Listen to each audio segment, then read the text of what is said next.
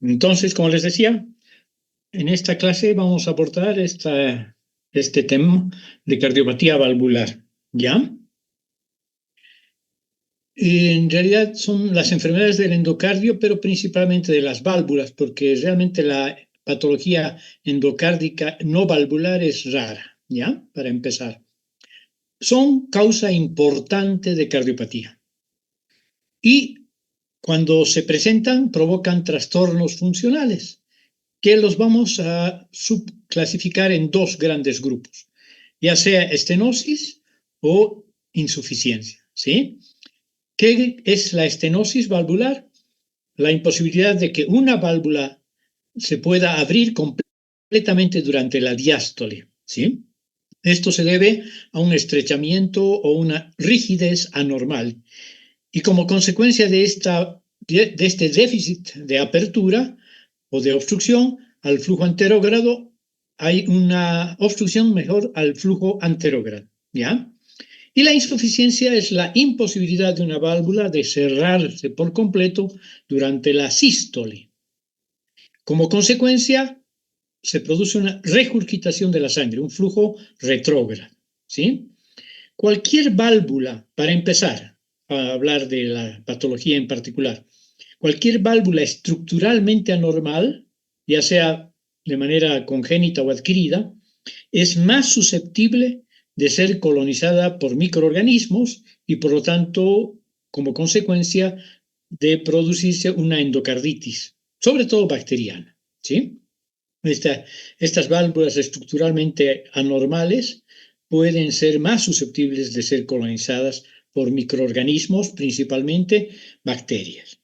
¿Ok? Entonces, ¿cómo se manifiestan funcionalmente? Ya sea con estenosis o con insuficiencia, ¿verdad? Se deben a diversas enfermedades inflamatorias, inmunológicas y degenerativas, casi como toda la patología humana, ¿no? Aquí, sin embargo, no hay mucho neoplasias. Se deben entonces a procesos inflamatorios, inmunológicos y degenerativos, y entre las principales causas que producen patología endocárdica y valvular particularmente están las anomalías congénitas, las cicatrices postinflamatorias, la degeneración por envejecimiento, las dilataciones del anillo valvular, la degeneración del tejido conectivo colagenoso de la válvula, ¿sí? Y una causa importante, generalmente adquirida, destrucción aguda por inflamación, ya sea no necrotizante o necrotizante, ¿sí? Entonces, procesos postinflamatorios e inflamaciones y envejecimiento son en general los más importantes, seguidos por alteraciones en la colágena, ¿sí? Colagenopatías que comprometen la válvula. Entonces, tenemos en la patogenia, en la génesis de las endocarditis, un papel principal lo desempeñan por una parte el endotelio y por otra parte el tejido conectivo laxo subendotelial, desde luego, ¿sí? Y pueden ser, desde el punto de vista etiopatogénico, también infecciosas o no infecciosas, ¿sí? Los procesos infecciosos cursan por lo menos inicialmente, principalmente, lesionando el endotelio, ¿sí? Una lesión endotelial que representa mejor morfológicamente la lesión primaria y obviamente es favorecida por acción de gérmenes en los tejidos más profundos, insudación de elementos hemáticos y formación de trombo. Y las no infecciosas, principalmente reumáticas, se altera primariamente el tejido conectivo laxo y secundariamente el epitelio, ¿sí? Entonces se producen, a consecuencia de esto, erosiones que pueden agravarse en el curso ulterior de una endocarditis. Son raras, como ya dijimos, las enfermedades primarias del endocardio que no comprometen la válvula. Sin embargo, existen, ¿sí? Las válvulas, ¿no? Básicamente, la manifestación morfológica clásica de las enfermedades del endocardio no valvular se caracterizan por áreas de engrosamiento endocárdico ¿Y cómo es que se produce esta patología? Como secuela permanente, por ejemplo, de un infarto de miocardio que, entre comillas, predispone a la trombosis mural. ¿Sí? Ya saben que si hay lesión endotelial, porque los, las cavidades cardíacas también tienen un endotelio que tapiza la íntima, ¿no? Que es el endocardio. O por un flujo modificado por una valvulopatía, por ejemplo, a través de una válvula mitral donde el chorro incide sobre la pared auricular. Entonces aquí hay una alteración del flujo sanguíneo en exceso, ¿sí? Un exceso, un chorro que incide sobre la pared auricular. ¿Ya? Estasis puede haber también, pero sobre todo turbulencias, ¿no? Por alteraciones, sobre todo de la válvula mitral. Y en el síndrome carcinoide o en algunas cardiopatías congénitas con cortocircuito de izquierda a derecha, en el lado derecho del corazón se produce un choque permanente, un flujo retrógrado y por lo tanto hay una posibilidad de un engrosamiento endocárdico, una lesión endocárdica no valvular. Bueno, pero la mayor parte de las patologías son valvulares y entre las enfermedades del endocardio no valvular se observa dos patologías importantes, ¿no? Fibroelastosis endocárdica y fibrosis endomiocárdica. Ambas enfermedades provocan insuficiencia cardíaca al restringir la contracción de las cavidades cardíacas durante la sístole.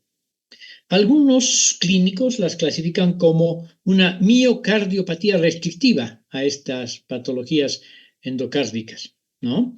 A pesar de que la alteración estructural primaria es endocárdica. Entonces, desde el punto de vista anatomopatológico, es una lesión del endocardio no valvular, ¿sí? Y estas son las dos patologías más importantes.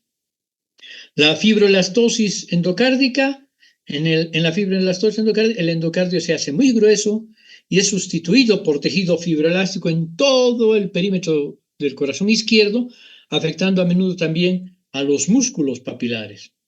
Esta enfermedad se produce sobre todo en lactantes y niños, a diferencia de la endomiocárdica, de la fibrosis endomiocárdica. Sobre todo en niños pequeños, y en forma de insuficiencia, se manifiesta en forma de insuficiencia cardíaca inexplicada clínicamente, su causa es desconocida.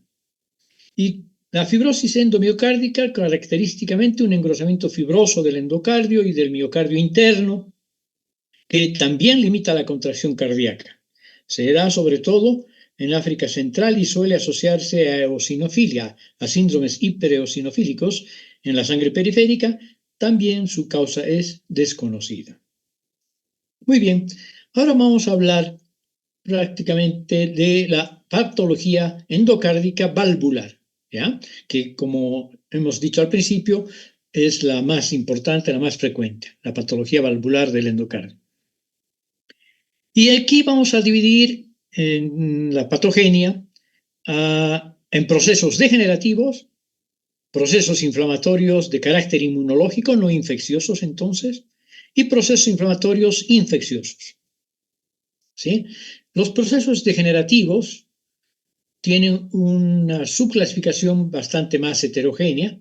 Hablamos, por ejemplo, de la estenosis aórtica calcificada, que es una de las patologías más importantes relacionadas con la vejez, con los cambios degenerativos asociados a la vejez, sobre todo en la válvula aórtica.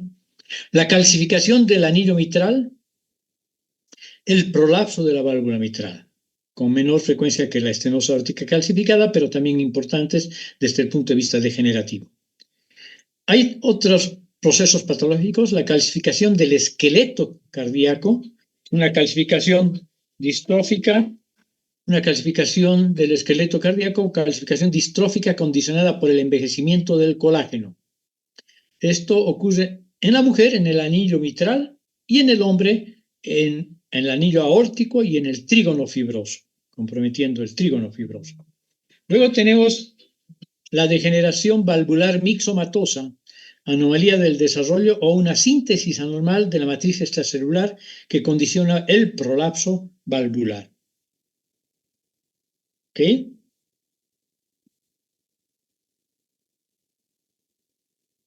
Muy bien.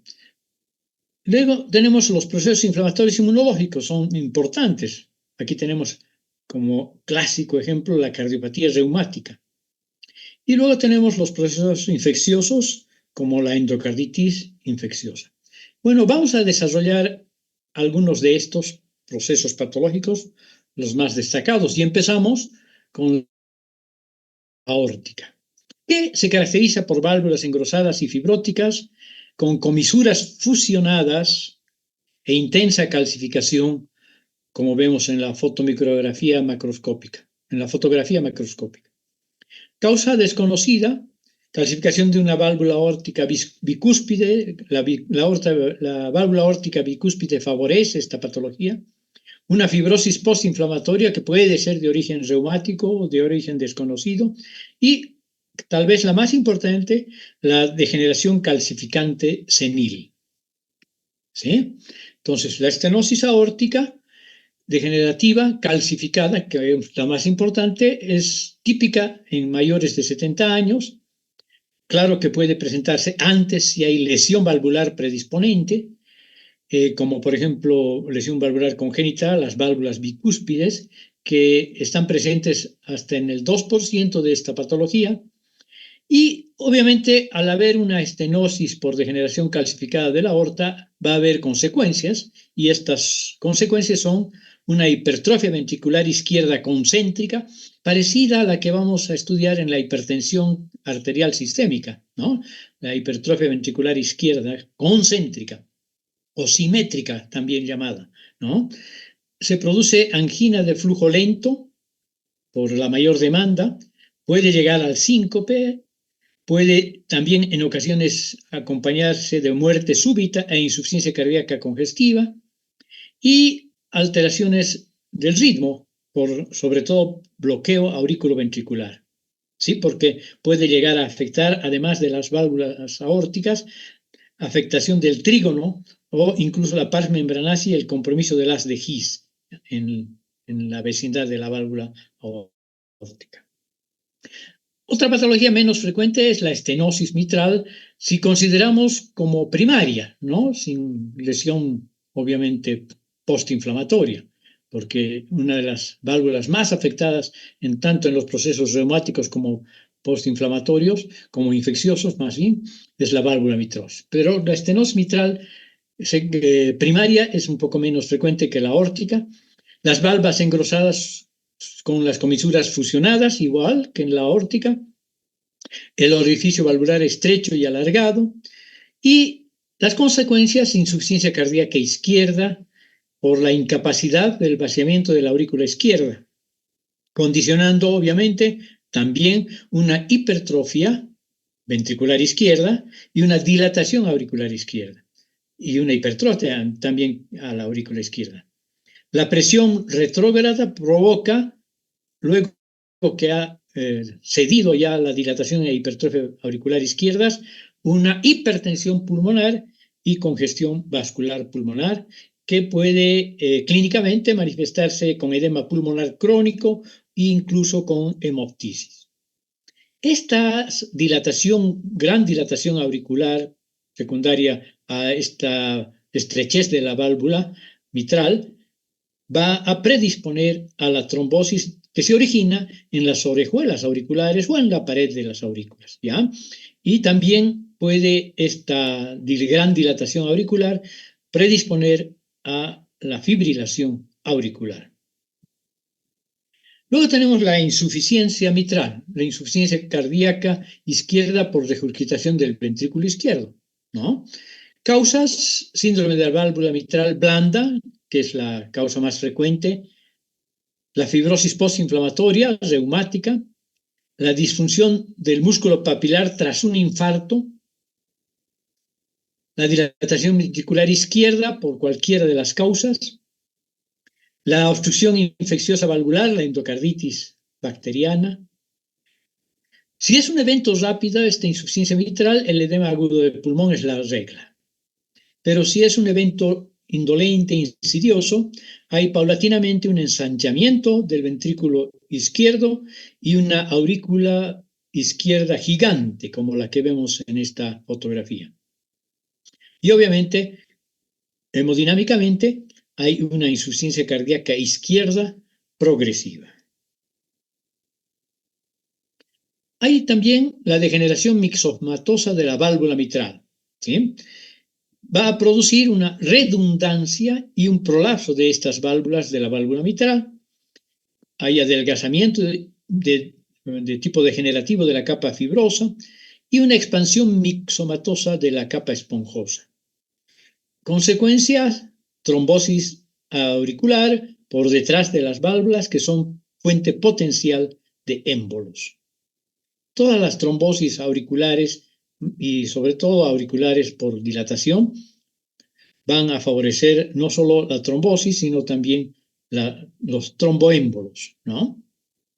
Bueno, clínicamente puede ser asintomático, pero también puede tener manifestaciones clínicas como chasquido mesosistólico, un dolor torácico atípico, puede cursar con disnea cuando ya hay algo de edema pulmonar, astenia, depresión o ansiedad y un riesgo aumentado de endocarditis infecciosa, de insuficiencia valvular mitral con progresión a la insuficiencia cardíaca congestiva, de arritmias y también de muerte súbita. ¿Sí? Bueno, esas son algunas de las cardiopatías valvulares importantes, degenerativas sobre todo. Ahora vamos a hablar de la cardiopatía reumática. ¿Sí?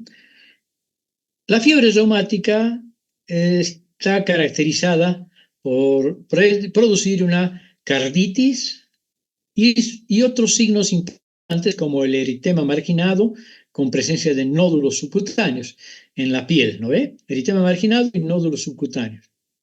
En las articulaciones, poliartritis migratoria de las grandes articulaciones y una característica interesante es la corea de Sydenham, ¿no? Porque se produce por la presencia de anticuerpos antiestreptocócicos del huésped que tienen una reacción cruzada con antígenos cardíacos, ¿sí? El huésped produce anticuerpos antiestreptolicina y estos reaccionan en forma cruzada con antígenos propios del corazón y principalmente afectan el endocardio, aunque hay una pancarditis, por lo menos al principio, ¿no? ¿Cuáles son los rasgos anatomopatológicos de fase aguda? Los cuerpos de Aschoff. ¿Qué son los cuerpos de Aschoff? Son unos granulomas de tipo especial que se caracterizan por una necrosis fibrinoide central rodeada por un manto de linfocitos, células plasmáticas y macrófagos. Y estos macrófagos tienen núcleos con cromatina densa central, en ojo de búho, como vemos aquí, ¿sí? En los cortes transversales y en forma de oruga en los cortes longitudinales, ¿okay? Como vemos aquí y aquí un poco. También puede asociarse a una pericarditis fibrinosa. Cuando estemos hablando de las pericarditis, vamos a volver a hablar de estas. Valvulitis inflamatoria con presencia de vegetaciones fibrinosas y arrosariadas. ¿Sí? Entonces, estos son los cuerpos de Aschoff, que son una variedad especial de granulomas, ¿no? Y los rasgos de fase crónica son en parte algo parecidos, pero sobre todo hay consecuencias del proceso inflamatorio. Un engrosamiento fibroso de las válvulas, una fibrosis en puente entre las comisuras valvulares, confusión de las mismas que le dan a la válvula en un aspecto de boca de pez y obviamente una estenosis. Después hay acordonamiento de las cuerdas vocales que se encuentran fusionadas y engrosadas, calcificación en las zonas profundas de las válvulas engrosadas, ¿sí? Colecciones subendoteliales donde se encuentran justamente los nódulos de Aschoff, generalmente en la aurícula izquierda, que se llaman placas engrosadas de McCallum.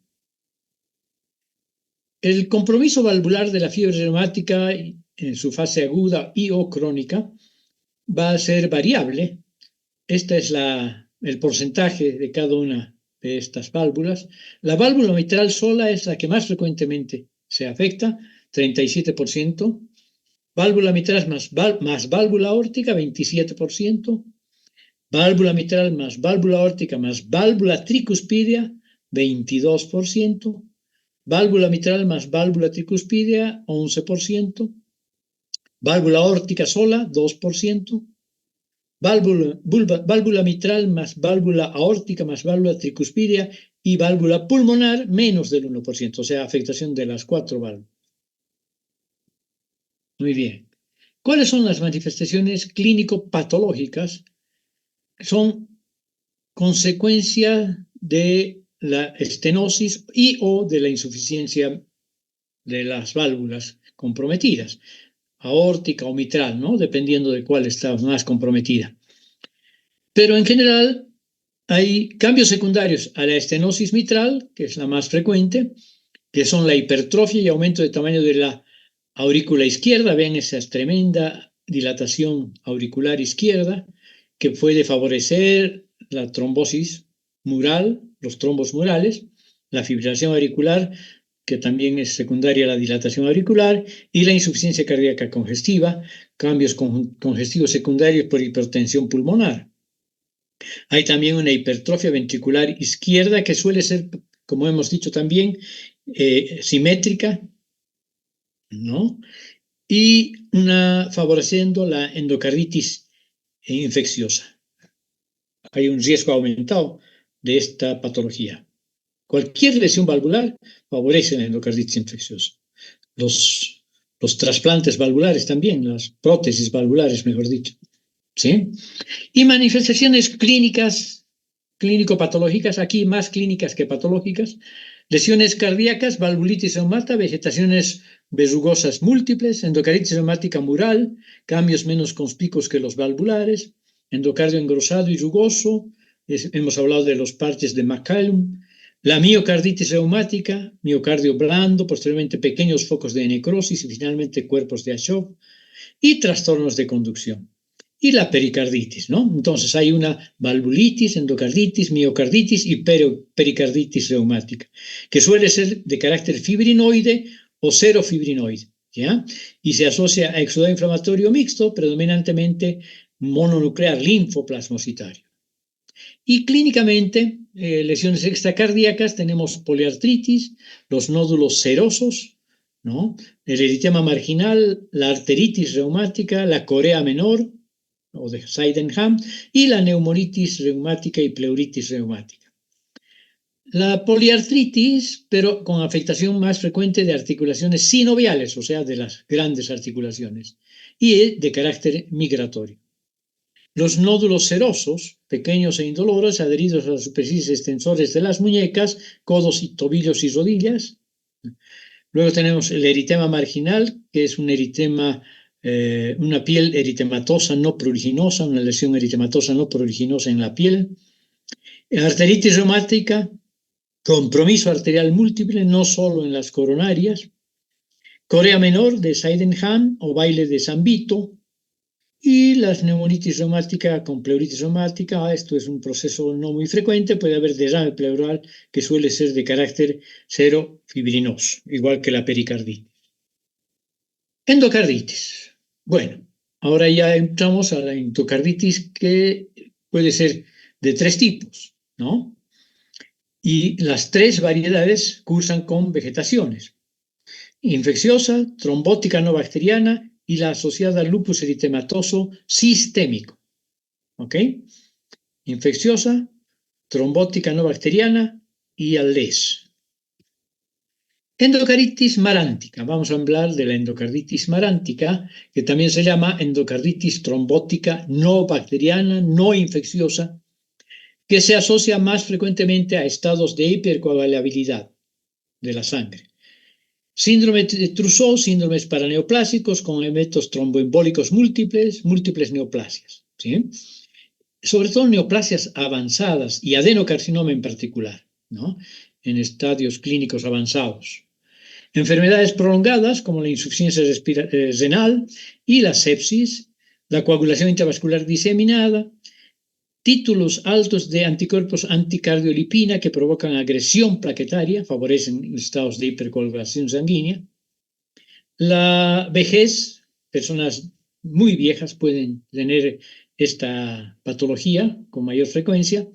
Rara vez suelen ser mayores a medio centímetro, sin embargo, pueden estas vegetaciones, porque estamos hablando de las vegetaciones, tender, como son relativamente friables, pueden embolizar, son propensas a desprenderse y migrar derivando en émbolos.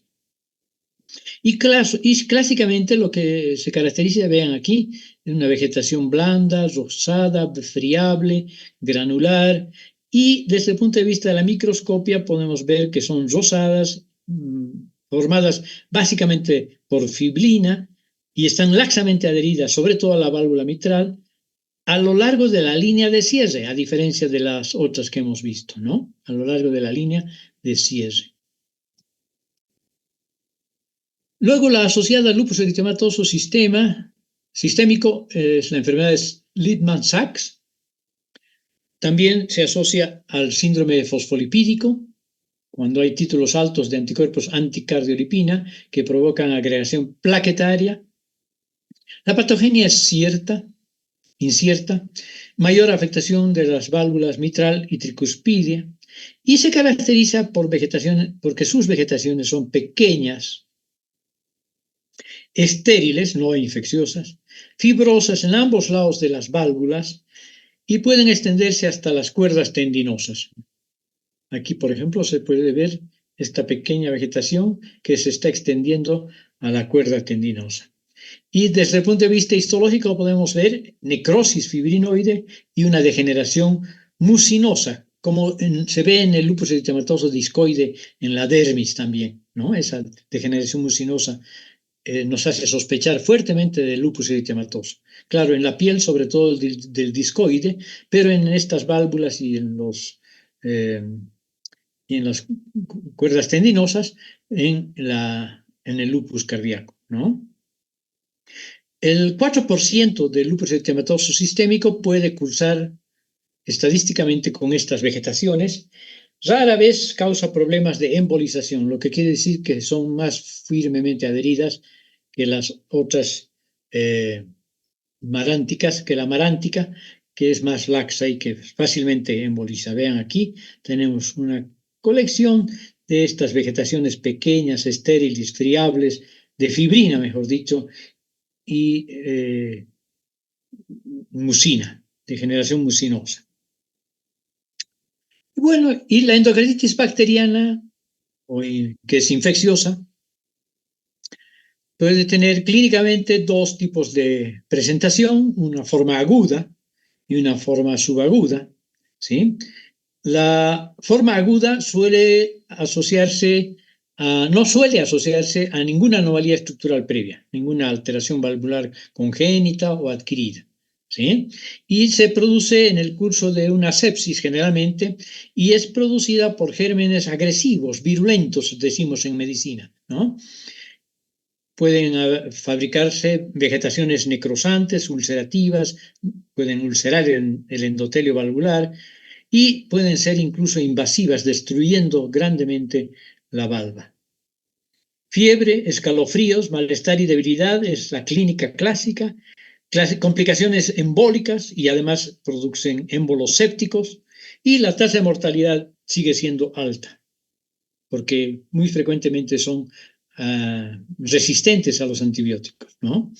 La subaguda suele asociarse a una anomalía estructural previa, válvulas bicúspide, lesiones postinflamatorias, etc. Y se asocia a gérmenes de baja a moderada virulencia, menor agresividad. Hay menor destrucción, un cuadro indolente, insidioso, hay menos complicaciones embólicas, el curso clínico es más prolongado, incluso sin tratamiento, y la tasa de mortalidad es baja. Además, la respuesta a los antibióticos suele ser mejor, ¿no? ¿Cuáles son los factores de riesgo?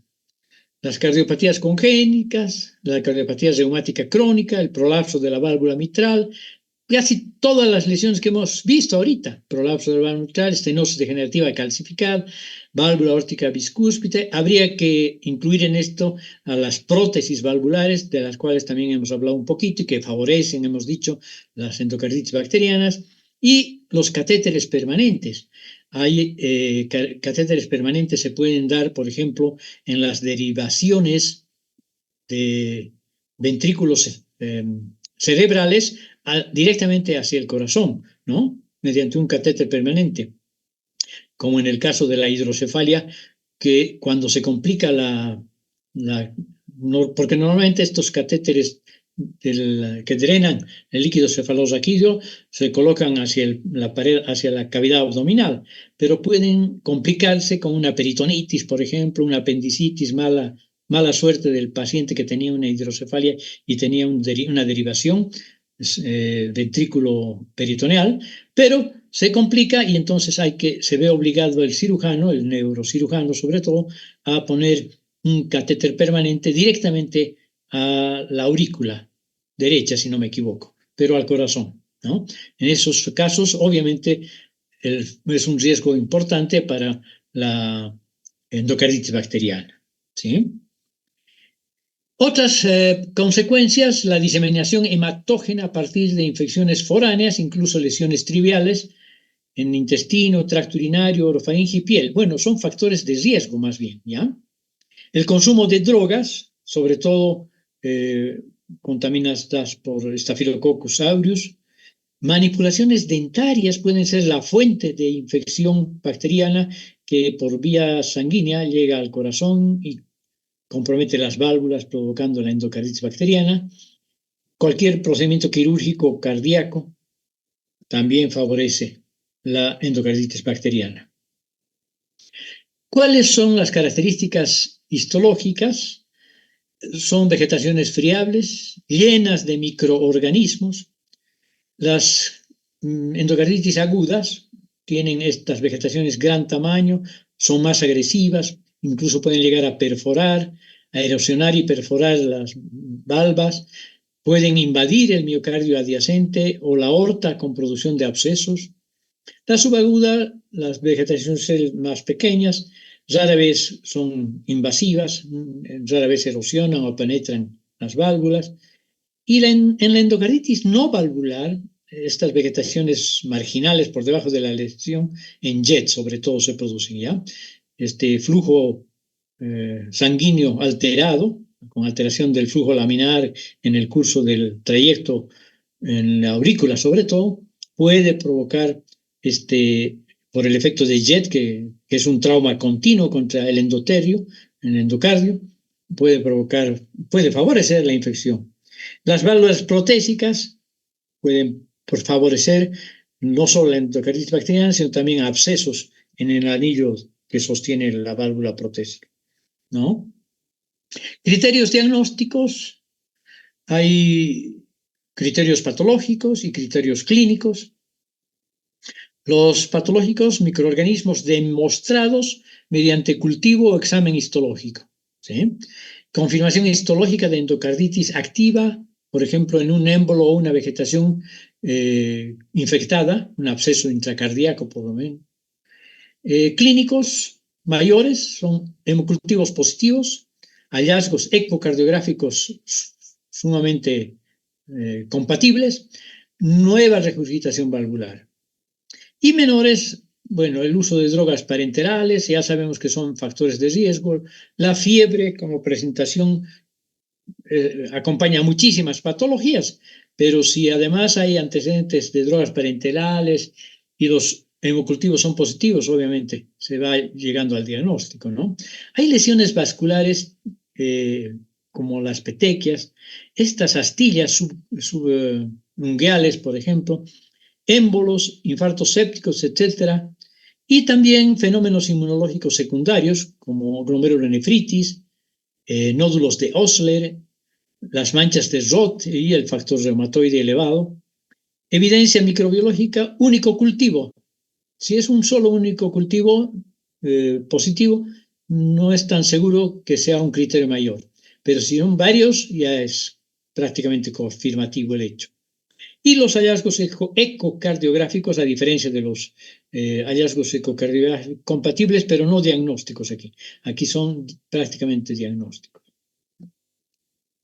Y aquí tenemos, ¿no?, una válvula protésica de cerdo seguramente, que se ha comprometido con una endocarditis bacteriana que ha ulcerado. Aquí tenemos vegetaciones muy grandes, friables, y aquí se ve que es realmente infecciosa, incluso supurada, ¿no? Una endocarditis infecciosa valvular. Y aquí tenemos la prueba histológica, fibrina, restos hemáticos, detritus celular.